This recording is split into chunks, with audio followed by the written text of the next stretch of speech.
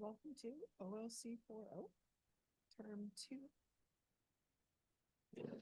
Welcome to OLC 4.0, Term 2A, Class 17, A26. And we're going to also work on using a thesaurus. This is Jillian Percy, and here is my contact page. Oh, see, now I've been using Google Slides, but we had some internet issues today, which I know other people experience as well. I was trying to switch over to PowerPoint, but some things aren't wanting to stay quite where I've put them. All right, that's bugging me, but I'll have to just kind of make do. If you want to send work to me, studentwork@nnec.on.ca. Please include your full name, course name, assignment number, and name, and include the rough and good draft. If you are trying to reach me, my email is probably the easiest way, jillian.percy@nnecschools.org. Facebook is also good, capital G, capital P, ERCY space, capital W, AHSA. And my YouTube channel is the exact same address. That's kind of it for that stuff. Okay. Oh, hang on a second. I thought I had changed some of this stuff and it didn't quite work out. Okay. We're not working about common that's what happened. Okay. We were doing common prefixes, we're not now. We're doing thesaurus work, I guess. All right. Understanding different types of opinion writing, understanding how to write an opinion paragraph, the format of an opinion essay, how it's similar and how it's different than an opinion paragraph, understanding the steps of the writing process as it relates to the opinion essay, and understand the format of introductory and concluding paragraphs. Okay. A thesaurus can help us find alternate and more interesting words. Sometimes as we are writing and scrambling to finish a writing assignment, our minds can go blank because we're so busy. We've used the same word over and over, and we know we should change it, but we can't quite think of a new one to put in its place. This is a great time to pull out the thesaurus and give yourself some ideas. So let's say you're trying to describe a city scene and you keep using the word buildings, buildings. It doesn't really bring a very specific picture to mind, and you can't keep using the word building in all your sentences. What does this thesaurus suggest? So before we keep going, picture this is what you're picturing in your mind, and you're trying to describe it, but you're not quite sure what to call everything and how to make it work. So when I checked into a thesaurus, hang on a second. Oh yeah, we'll get there. Okay. I use the Merriam-Webster. I just like it. Webster's pretty classic thesaurus and dictionary, and they're kind of both in one, so that's easy. When I put building in, the top ones were structure, house, and edifice. And then the next ones were hut, shed, erection, which is an interesting one, construction, cabin, castle, cottage, and tower. And then there's some down here that I think I would have used too. There's like skyscraper, palace, hall, manor, mansion. I'm not sure what chateau. Chateau is very French.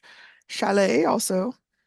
Shack. Not all of these would make me think of the city scene I'm thinking of, but if I was doing a city scene somewhere else, those words might work. So some of the ones I wrote down was structure, edifice, tower, skyscraper. I also checked some of the other online thesauruses to see if they had the exact same words. And interestingly, they don't necessarily. So some of the other words that came up were things like monument, high rise, monolith, architecture, design, development, creation, complex, and facility. So if I were trying to describe my beautiful scene, I suddenly have a whole lot more words that are very rich to discuss things like this in back I might describe as a tower. This I might want to talk about it looking like a little bit like a castle. All of a sudden there's more words because I used a thesaurus rather than just what I was thinking. Because sometimes, like I said, when we're tired, new ideas don't always come to your mind. Now, the other thing that a thesaurus really can be good for is a lot of words have multiple meanings. So when you're doing that, first of all, you want to make sure that you're grabbing a synonym for the right meaning. So here, for example, are all the possible meanings of the word charge just if it's a noun, right? Here we've got indictment, mission, instruction, responsibility, attack, cost, stewardship, expense, thrill, or management. Or charge if it's a verb, like it's an action, to ask, to impose, to task, to order, to accuse, to fill, to assault, or to thrill. That one word has a lot of different meanings. So let's say I had a sentence like, the police are going to charge him with murder, and I'm looking for a synonym. Well, the first one we've got accuse or indict. We also have possibilities like prosecute, impeach, call on, incriminate, criminate, defame, blame, sue, criticize, or fault. But if I said something like, please put our lunch on the charge account, I'm talking about something very different. Here we've got expense, cost, expenditure, price, pocket money, spending money, tab. Yeah, kind of like tab. So when you're trying to think of synonyms, make sure you're using a synonym that matches with the meaning of how you used the word alike. Okay. Synonyms are alike, right? They're very similar, but they're not 100% the same, right? So we need to be cautious when we're using synonyms to help improve our writing. When you look in the thesaurus, most words will have multiple synonyms, just like we just saw, but many of them don't mean exactly the same thing. And just picking any one of them to substitute could give you some misunderstanding of your sentence to the reader. Let me give you an example.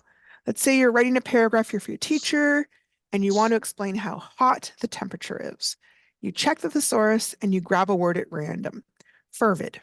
And you then proceed to write this sentence in your paragraph. He felt so fervid on that summer day by the pool as he talked to Barbara, the postwoman. So you just meant he's feeling really hot, right? But your teacher knows that fervid also means intensely enthusiastic or passionate. So does the character have like an undying love for the postwoman, or is it just a hot day? Because you weren't familiar with that word 100%, you've used it in an ambiguous way, and it's not going to be very clear to your reader, the teacher, what you really meant. This is another part of this, what's called shades of meaning.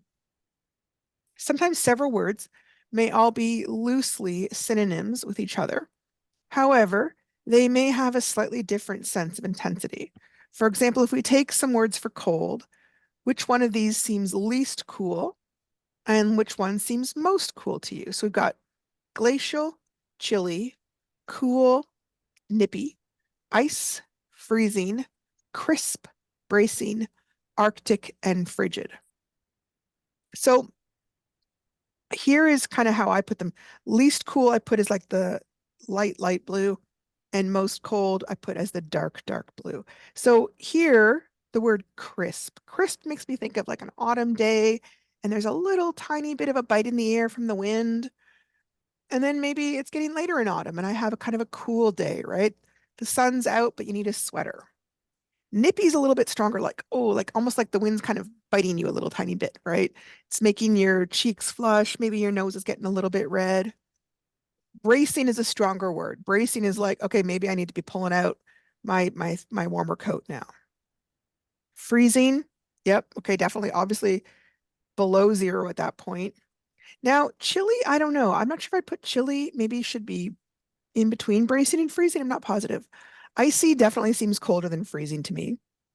Glacial and Arctic, I could probably switch them around, but Arctic to me makes me think of the North Pole or the Antarctic, so like as cold as I can possibly be. So that's the other thing is I have certain pictures in my head of what these words mean in terms of how cold they are. Someone else might have a slightly different picture. So words do have kind of personal meanings as well as general meanings or worldwide meanings. How does this affect your writing? Well, if you choose a synonym that is quite different than what you intended, it may give your reader the wrong impression. So let's say you're trying to convey that a family is outside and there's a very light wind outside, but here is what you write. Mom and my sister picked flowers as a blustering wind rustled through the trees. So now in my mind, I have a comical picture of a mom and a sister picking flowers as their hats are flying off and hair is whipping around and the flowers are falling apart in their hands, because I didn't use the right synonym. I wanted something more like, Mom and my sister picked flowers as a gentle breeze rustled through the trees. So now gentle compare is a much milder type of wind than blustering. All right, and here's kind of a visual. So here's my gentle wind. Oh, look, I'm going to be able to fly a kite. Here's my blustering wind. Poor mom and the kid are hanging on for dear life. Okay, so today we're going to be working on assignment 26, which is basically asking about your opinion on a topic, okay? I haven't really done a whole lot of opinion writing yet, but it's not particularly hard. When somebody asks your opinion on something, they want to know what you think or feel about something. And we often give our opinion or explain our reasons for ideas. We do this all the time in everyday speech. So here are some examples. I heard they're putting up a new fast food place on that corner. Really? Oh, what a terrible idea. That is already one of the busiest roads in the area. Or, what did you think of that movie last night? Oh, it was terrible. The acting was really poor, and the plot went all over the place. It really wasn't worth seeing. So, in both cases, the person has given their opinion and then they gave a reason. So, here it was terrible because they didn't use the word because, but that's what they're intending. It's already one of the busiest roads. Here they thought the movie was terrible, and they give several reasons because the acting was poor, because the plot went all over the place, like it wasn't a very good plot. So we generally do it in an informal way in our speech.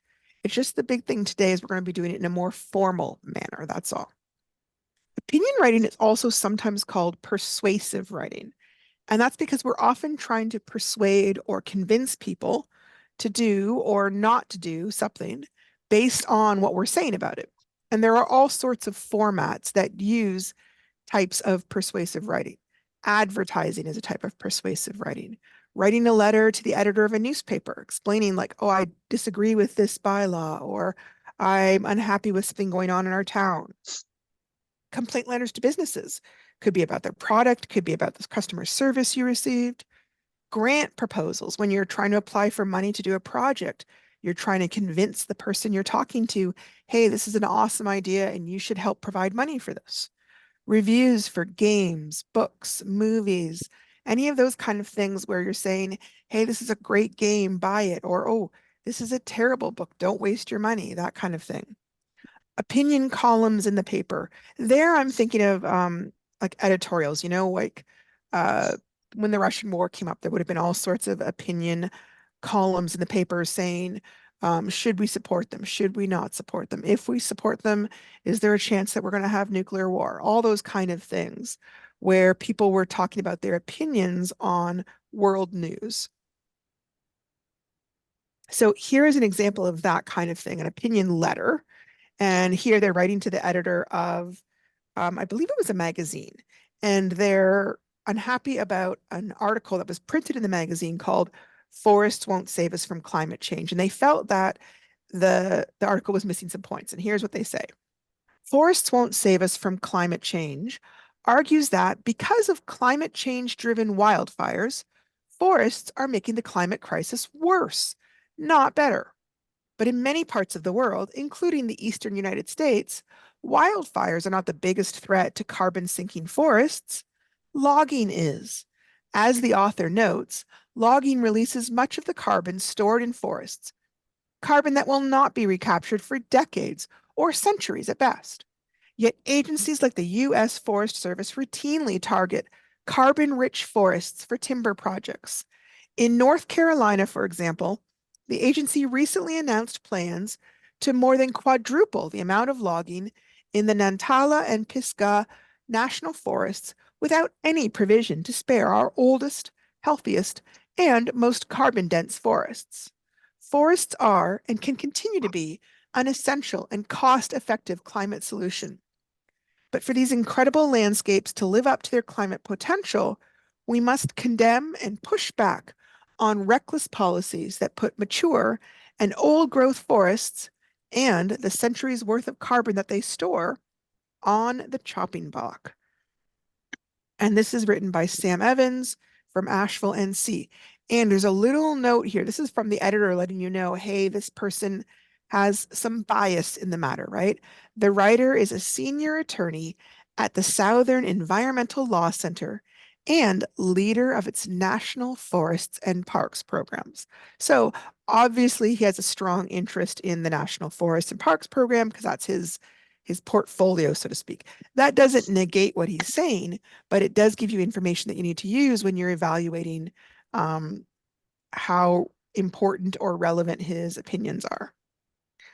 Okay, so here is a type of public service ad, and it looks like sushi, but it's weirdly like sushi wrapped in like, I don't know, is it a garbage bag? Is it a meat packaging bag? And then there's like some sort of blue stuff that makes me think of bottles or something. And it says, what goes in the ocean goes in you. Recent studies estimate that fish off the West Coast ingest over 12,000 tons of plastic a year. Find out how you can help turn the tide at plastic pollution or on plastic pollution at www.surfrider.org.rat. So they aren't necessarily selling something, although they might be. Surfrider, I don't know what that's about, but they are trying to persuade you not to do something. Mainly, don't throw your garbage into the sea because the fish eat it, and then when we eat the fish, we're eating that plastic as well. And here is one more type of opinion article, and then we're going to kind of move on to the actual assignment. This is a movie review. It's a very short part of a movie review. It's a very long movie review talking about the Barbie movie, which was kind of controversial this summer if you had a chance to see it. Some people thought it was really feminist and was great. Other people felt like it was kind of overrated and had some severe problems and maybe kind of encouraged a bit of hatred against men. So it was a movie that created a lot of very strong opinions back and forth. So here the writer has said, by this point, Barbie has begun to do a lot more telling and a lot less showing. Its themes are presented like flat lays of Barbie outfits, delivered in lines of dialogue that are supposed to be profound, but come off as lifeless. There are still some funny gags. A line about the Kens trying to win over the Barbies by playing their guitars at them made me snort.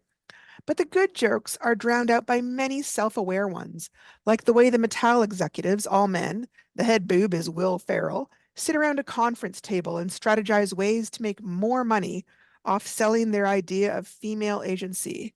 The question we're supposed to ask as our jaws hang open is, how did the Mattel poobahs let these jokes through? But these real life execs, counting their doubloons in advance, know that showing what good sports they are will help rather than hinder them. Hey, they're on Team Barbie after all. And they already have a long list of toy and movie tie ins on the drawing board. Meanwhile, we're left with Barbie the movie, a mosaic of many shiny bits of cleverness with not that much to say. In the pre-release interviews they've given, Gerwig and Robbie have insisted their movie is smart about Barbie and what she means to women, even as Mattel executives have said they don't see the film as being particularly feminist. And all parties have insisted that Barbie is for everyone. Barbie probably is a feminist movie, but only in the most scattershot way. The plot hinges on Barbie leaving her fake world behind, and like Pinocchio and the Velveteen Rabbit before her, becoming real. Somehow this is an improvement on her old existence, but how can we be sure? The movie's capstone is a montage of vintagey looking home movies. Gerwig called this footage from Barbie's cast and crew a blur of joyful childhood moments and parents showing warmth and love. Is this the soon to be real Barbie's future? Or are these the doll Barbie's memories? It's impossible to tell. By this point, we're supposed to be suitably immersed in the bath of warm, girls can do anything fuzzies the movie is offering us. Those bored, bold little girls we saw at the very beginning of the film, dashing their baby dolls against the rocks, are nowhere in sight. In this Barbie land, their unruly desires are now just an inconvenience. So he has a lot of opinions, but he also explains why he thinks that. And that's the key point I want you to notice is as we're writing this opinion essay, basically, we're going to have to support it with information and examples instead of just saying, well, this is my opinion, right? That won't get us very far in terms of writing a long a long essay. I'm going to start with a paragraph just because I think it's easier. The paragraph format is kind of the same whether you're talking about an opinion or a summary. There's a topic sentence. In this case, you state your opinion on the topic. Oh, I didn't like the Barbie movie. Then you do the detail or body sentences, give your reasons, evidence, or examples that support your opinion. So in this case, he talked about how um, he knows that they're actually trying to sell stuff off the Barbie movie, and it's kind of a feminist movie, but he doesn't think it's a very real one. He finds the ending confusing. Those are all kind of how he's supporting his ideas. And then closing sentence restates his opinion on the topic in a different way. Now, I can't prove that one because I kind of jumped out of the middle of this one because it was a very long essay. I didn't have room for more. Here is a made up example, right? The prompt or discussion topic is, are friends or family more important in your life? And the topic sentence is, I think that friends are more important than family for a lot of different reasons. And then they explain the reasons. For one thing, our friends enjoy being around us, but sometimes our own family can't stand us. Another reason is because we grow up in our family, but our friends often know and met us as adults and see us in a totally different way. In addition, families can often fight like crazy, but have no way to stop being family. With friends, if the relationship becomes difficult and too full of fighting, you can just find new friends. Overall, I think my friends have a lot more to do with having a healthy, happy life than my family does. Now, I've highlighted the opening and I've highlighted the close. You don't have to do that. I'm just doing that to make it really clear. Most paragraphs have this structure. There's an open, there's a body, and then there's a close. Okay, so here's assignment 26. It is worth 50 marks overall, okay? And they talk about a lot of what we've already discussed. Interestingly, they talk about paragraphs here too. Yeah, statement of opinion, evidence, facts, statistics, events, statements from experts, and then a concluding comment. Yeah, that's pretty much what we've been discussing. We're good. Okay. On the next page in your unit, there's going to be a sample opinion essay. They call it a series of paragraphs. I'm not sure why they don't use the word essay, but anyways, it's from a real student who took the Ontario Secondary School Literacy Test that was written in an earlier year, not this year. You're going to read through it and then complete the task that follows. Now, remember that this course is essentially replacing that Ontario literacy test. So that's why they're showing it this to us, because we're doing the same thing just in a course rather than under a testing conditions. So the big thing is that so far we've been working on one paragraph. Now we're going to be writing multiple paragraphs, which is called an essay. And let's take a look and see what we notice. Okay. So for them, the question they want them to have opinion on, is it a good idea for high school students to have a part-time job? And so here is her introductory paragraph. Students having a part-time job is a very interesting topic. In my opinion, I believe that it is a great idea for students to have part-time jobs for three main reasons. Firstly, it provides them with work experience that can be developed and further explored in future occupations. Secondly, it teaches students important personal skills and how to work socially with other coworkers. Lastly, I believe that it gives the students a chance to give back to their community. Now, that's her intro, and then she starts talking about her first idea. First of all, working part-time jobs at an early age allows us students to develop mature skills and work experience. Going to work only when you're an adult is a disadvantage because you have to learn everything right from scratch. When you have the ability to explore different jobs as a student, I think that you can learn lifetime experiences that you will need in future occupations. It is much easier to develop and explore new ideas as an employee when you're young so you can learn from your mistakes and use them to your advantage to build on these experiences. Altogether, I believe that working a part-time job as a student provides you with learning experiences every day. So I want to point out that even though this is in the middle of the essay, she's still put opening sentence, then a bunch of like details and explanation, and then a closing sentence. And then with the second paragraph, we start again with another opening sentence. Secondly, along with experience, part-time jobs teach you important personable skills. Working as a student teaches you skills such as responsibility, respect for coworkers, and most importantly, social skills. You can develop these skills every day on a part-time job, but what is key is that you can improve on these skills and use them as an adult. What better way is there to know how to treat others and take care of yourself than to develop them at an early age? Also, working as a student allows you to learn how to manage your time efficiently. As a whole, it allows you to develop many skills needed for future jobs.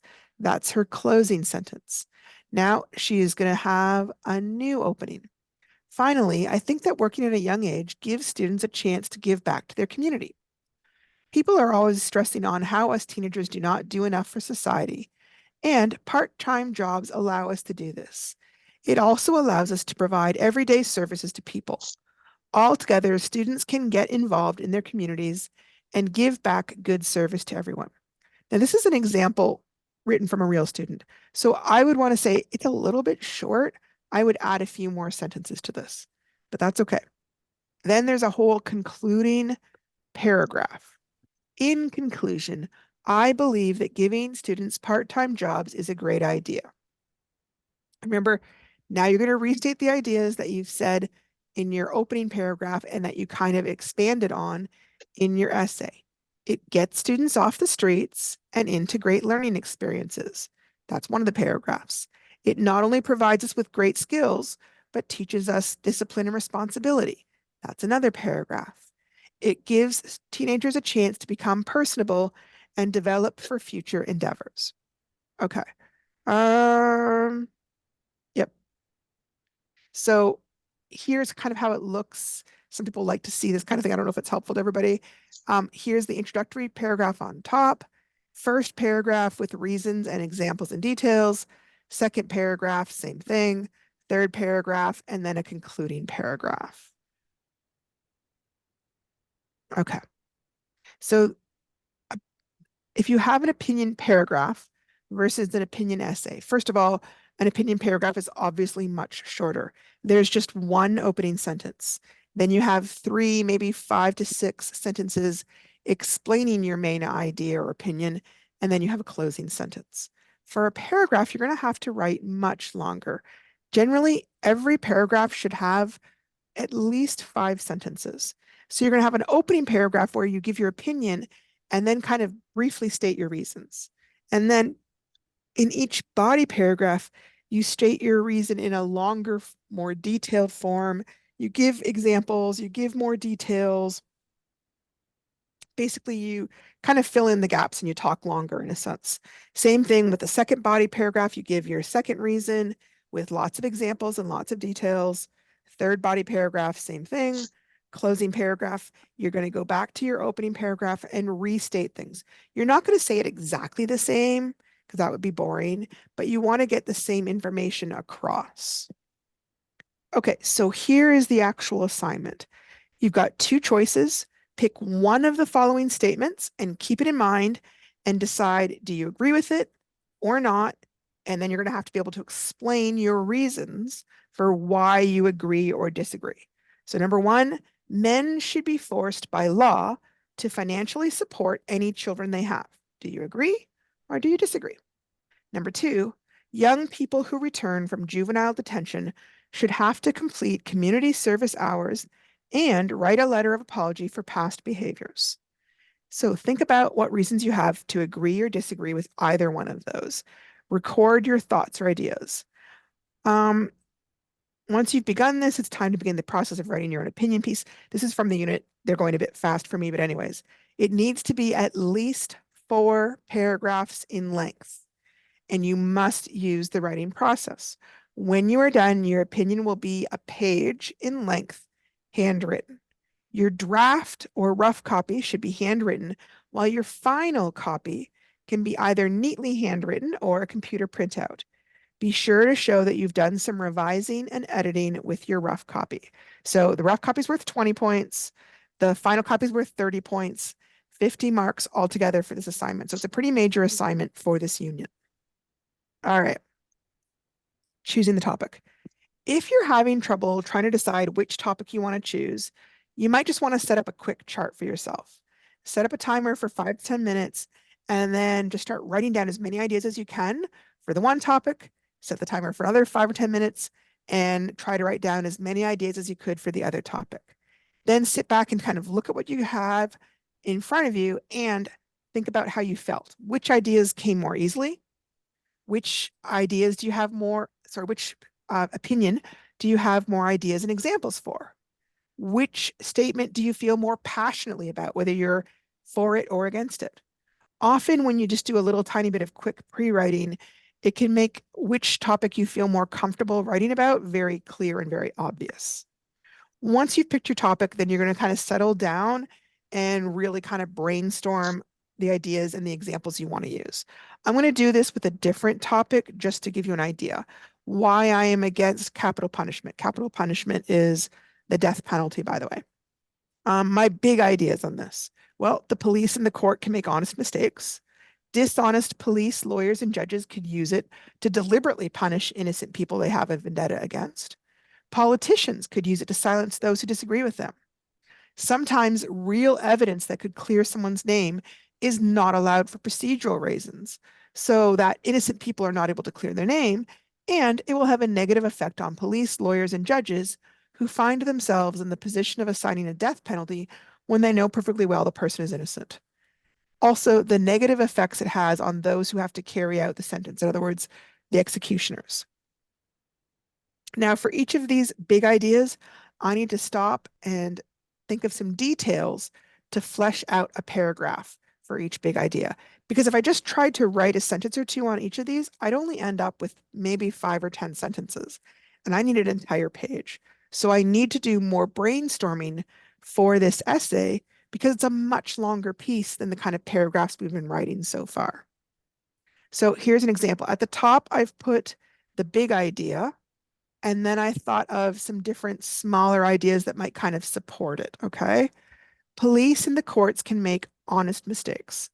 Sometimes circumstantial evidence is the main source of a conviction. Sometimes even evidence such as DNA may have come on the crime scene for an unexpected reason.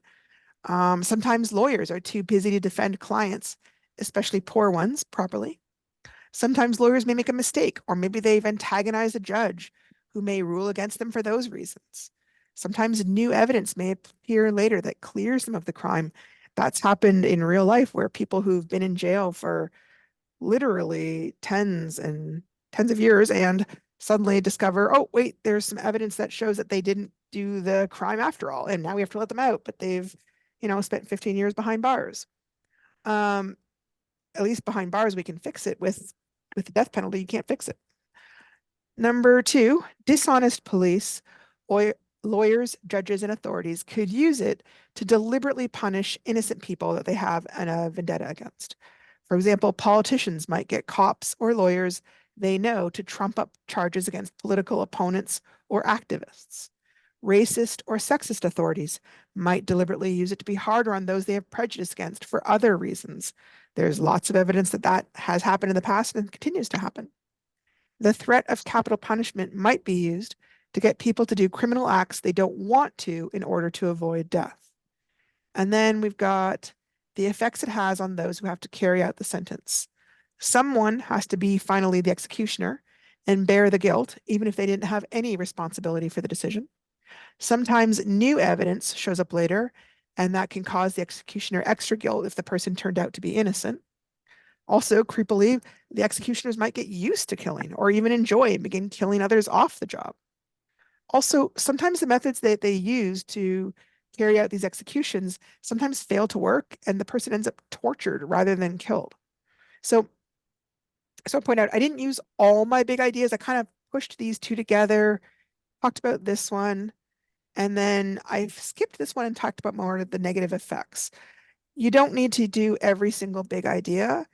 I kind of picked what I felt I had enough evidence to really argue well against. Okay. So on the previous slide, I picked my 3 strongest reasons and I tried to add details and examples that I can use to write my essay. And now I'm going to use those to write my introduction. And remember, we still use the paragraph format, opening sentence, body, sentences, closing sentence. My 3 main ideas were police and courts can make honest mistakes, Corrupt authorities can use it to control and harm others. Negative effects on the person whose job becomes killing others.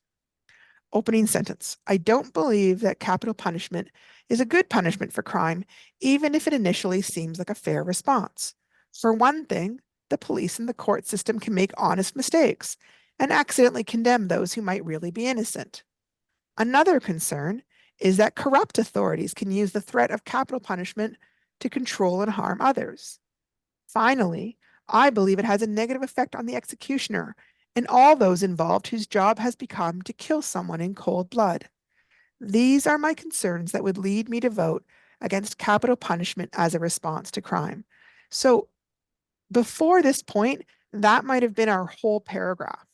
So now we're going to have to kind of take this, pick each item out, and add a lot more detail. So it is a bit of a stretch for us, okay? Here we are. So I picked one of mine. I've got my brainstorming ideas here, and then I'm going to try and use this to create our paragraph, okay? This is one of my body paragraphs now. My opening sentences. Another reason I am against capital punishment is the negative effect it has on those who have to do the actual killing. We tend not to think about the fact that ultimately there is a person who will have to carry out this legal sentence. Sometimes the methods used to execute prisoners may fail, and a person ends up in prolonged agony, which makes the executioner an accomplice to something that amounts to torture. As well, the executioner may struggle with guilt over doing the killing, even if they agree with the sentence. Occasionally, new evidence comes up that proves a condemned prisoner was actually innocent, which can cause the executioner mental anguish. On the other hand, they may come to enjoy killing or feel like they are above the law and begin killing others for fun. I feel like the overall effect on those who we hire to carry out our sentences of death is very harmful to them as human beings. So again, when you're doing the body paragraphs, remember to have an opening, remember to have a closing. After I write my other body paragraphs, I need to write a closing paragraph. Remember that just like a closing sentence, it needs to echo and restate the introductory paragraph without repeating myself word for word. And here is where synonyms and rephrasing can be very, very helpful. So right here, I've got my opening paragraph so I can kind of look at it and compare it. So I've got the main ideas without using the exact same words. Ultimately, I believe that advocating for capital punishment as an effective response to crime overlooks many problems with carrying it out. And then I'm going to list the problems. In the real world, the police and the lawyers make mistakes that can condemn innocent people. In the real world, there are some politicians, judges, and cops who are corrupt or even evil and who would use capital punishment or even the threat of it to harm and control others.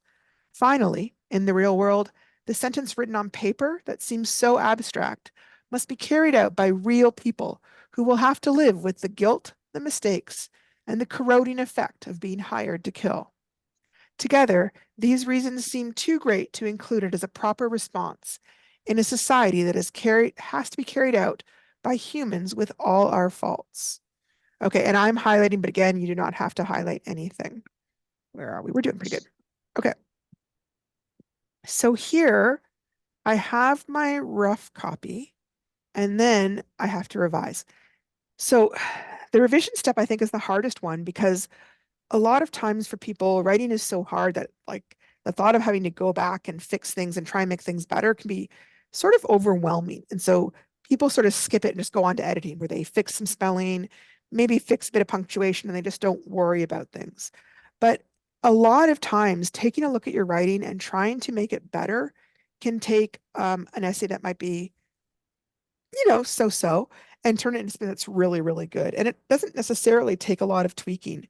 And just like how we talked earlier about if you're brainstorming and you find it hard, just set a timer for 10 or 15 minutes. By the same token, you can do that with your essay. Take 15, 10 minutes, whatever, set an alarm, try and revise for 10 or 15 minutes, and then give yourself a break, walk away, have a snack, go for a walk, come back and do another 10 or 15 minutes until you kind of worked your way through the essay. So if you really hate writing and kind of sitting down and looking at your writing makes you feel unhappy or scared or ragey, give yourself a time limit to make it easier, okay? So here's how I changed things. Let me see. The first sentence changed a bit. Ultimately, I believe that capital punishment as a sentence for murder overlooks the many problems that occur in carrying it out. Okay. I wanted to make the word murder in there to make it clear. I knew we weren't just talking about capital punishment for anything, right? You're not advocating capital punishment for a car accident, right? In the real world, the police can make mistakes that condemn innocent people. Also in the real world, corrupt people could use capital punishment to threaten or harm others or even control them. So here I used corrupt people instead of explaining who. I'm not sure if it's stronger or not.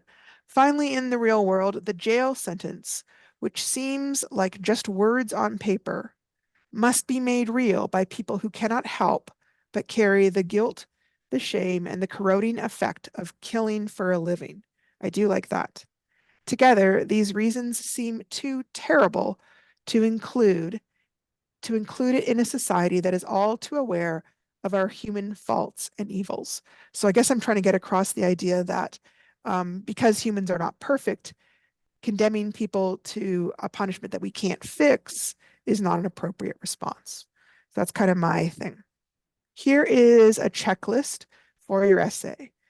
The reading is not a huge thing because we're not really basing this on research. If you do have something you quote, obviously you want to make sure you've read your resources carefully, used them effectively, taken notes on any key points. Planning. This is a kind of our brainstorming step, and it's really crucial for this one. You've determined your opinion on the topic, considered your reasons for thinking this way, and planned out your response with rough notes. And I showed you how I did that. Then writing. Here they're talking about the rough draft, right? You've written a series of paragraphs in complete sentences. Even your rough draft should have paragraphs, okay? Written an introductory paragraph that clearly presents my opinion and my main idea. Written at least 2 to 3 body paragraphs. They said 3, but earlier we said 2, basically, including sufficient and relevant supporting details, proof, facts, examples that explain and give reasons for my opinion. And then I've written a concluding paragraph that summarizes my opinion. I show an understanding of the concepts. I conveyed an effective tone through word choice and level of language, used connecting words and linking sentences, and organized my ideas clearly so my reader can follow and understand my opinion. Okay, next stage, revising and editing. I have used the stages of the writing process to revise my work. I've created opinion paragraphs that will appeal to my audience. I've created paragraphs that meet my purpose. And your purpose, remember, is to convince other people of your idea. Checked your grammar, spelling, punctuation, had a peer edit your work. Now, that's one where you don't have to do that. If you want to, you're welcome to. If you have somebody, including like the DEC, who wants to kind of run through it and do a quick check, that's totally fine. And then producing is what we would call publishing, okay? You've neatly and clearly written or typed your final copy, chosen an appropriate title, and then you've sent it in to me. Okay, so that's the checklist you should use. Here is the rubric that I use when I'm going to mark things, okay?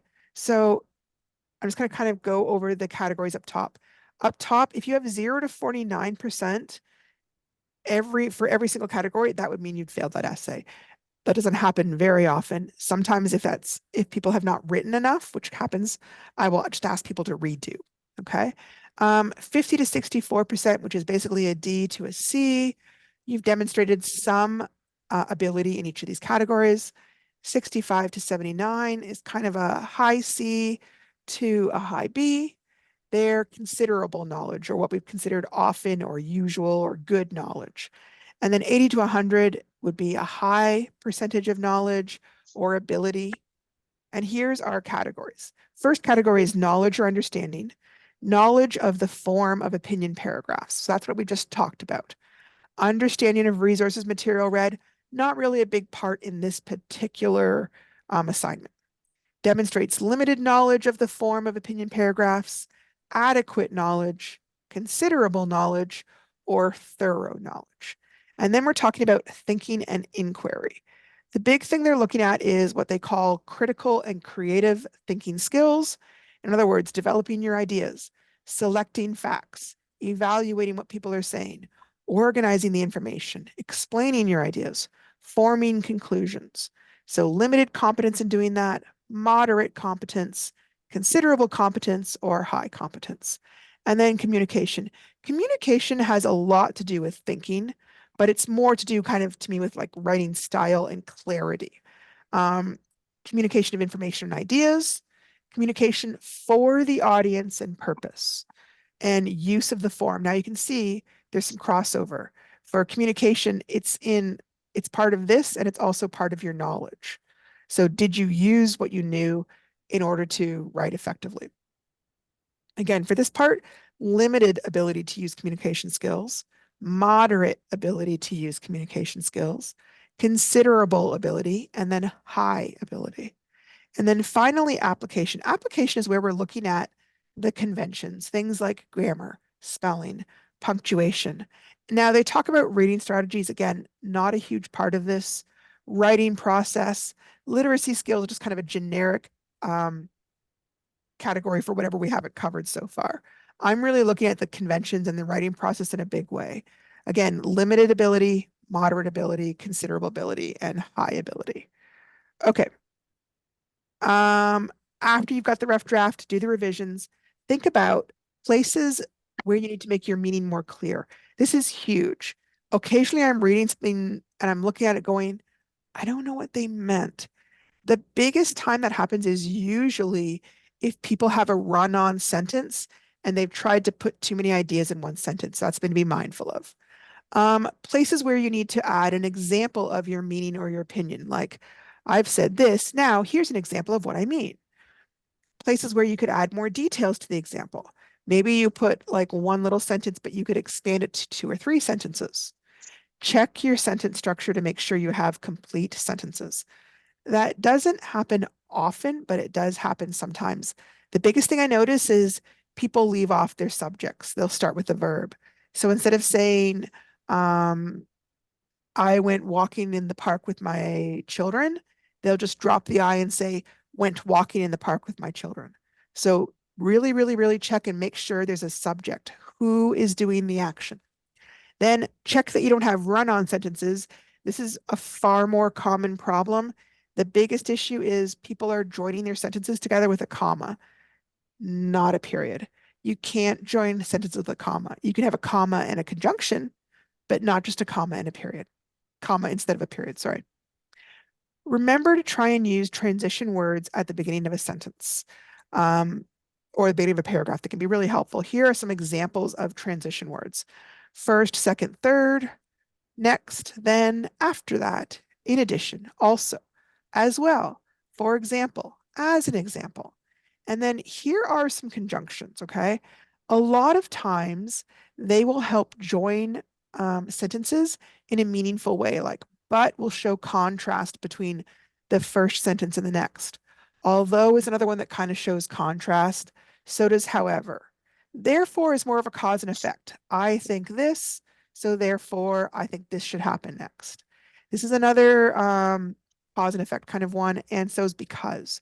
So these can be another way to help transition or connect one idea to another instead of just using a comma.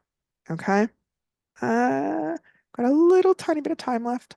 The other thing when you're writing a paragraph is most paragraphs to sound good have a mixture of sentence structures and length. If you only use tiny little short sentences, it can sound kind of choppy and incomplete. And a series of consistently long, complex, and compound sentences can make it really hard to follow the ideas or arguments. It could also be somewhat off-putting to read.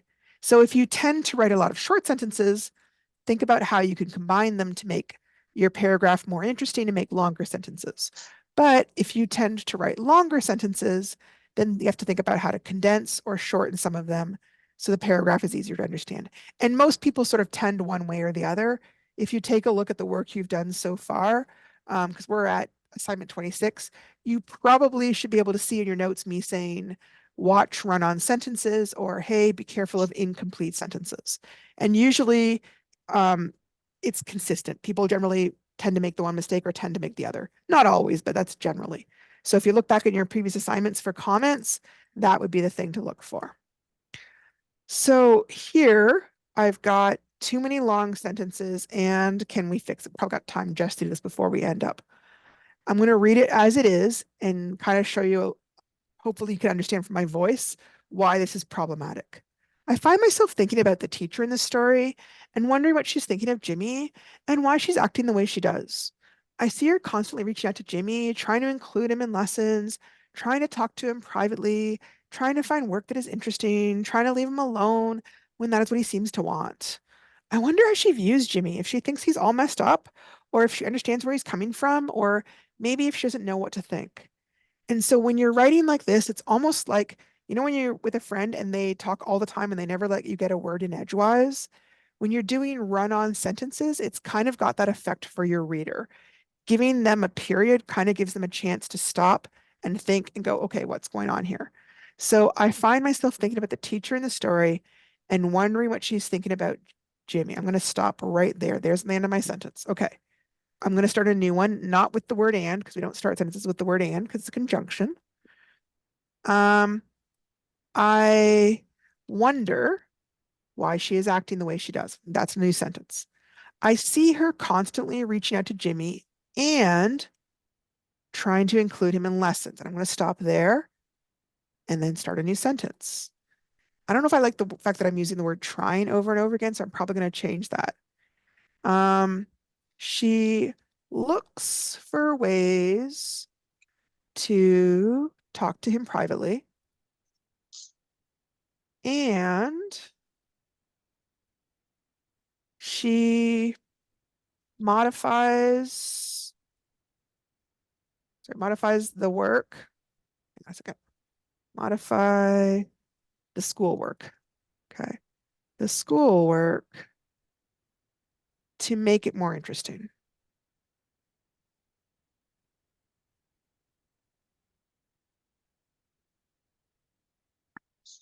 And no, not and. I'm going to end it there and do a new sentence. Um, Not trying. She does leave him alone. Also, she leaves him alone when that is what he seems to want. I'm going to stop there. I'm not going to finish the rest, but I turned that one sentence into like three shorter sentences. So that's one really important thing. It does make it easier for me to understand. It is more grammatical. And I think it also forces you to think more clearly about what you really meant. Sometimes when we're trying to put too many ideas into one sentence, it's because we haven't thought about it very clearly and we're just kind of putting little fragments down all into one sentence. Anyways, we are running short on time here, so I'm going to end. This is a big assignment, but don't be afraid to tackle it. If you are really overwhelmed by it, you can always leave it to the end of the term and just kind of do it then. But most people have been very successful with this. The biggest thing is just remember to do a full page and remember to do 4 paragraphs because those are big points that I really, really look for. Are there any questions before we go? No? Okay. Well, I will see people tomorrow and I hope people have a good evening.